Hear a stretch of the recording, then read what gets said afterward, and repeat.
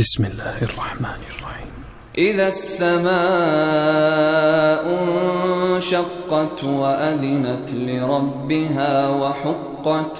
وإذا الأرض مدت وألقت ما فيها وتخلت وأذنت لربها وحقت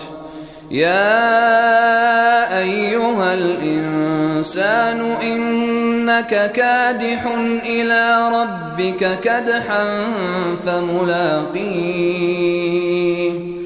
فأما من أوتي كتابه بيمينه فسوف يحاسب حسابا يسيرا وينقلب إلى أهله مسرورا وأما من أوتي كتابه وراء ظهره فسوف يدعو ثبورا ويصلى سعيرا إنه كان في أهله مسرورا إنه ظن أن لن يحور بلى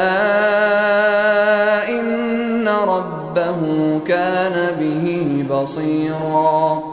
فلا أقسم بالشفق والليل وما وسق والقمر إذا اتسق لتركبن طبقا عن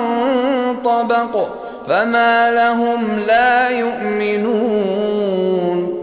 وإذا قرئ عليهم القرآن لا يسجدون بل الذين كفروا يكذبون والله أعلم بما يوعون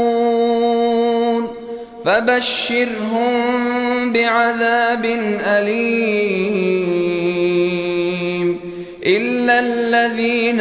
آمنوا وعملوا الصالحات لهم أجر غير ممنون.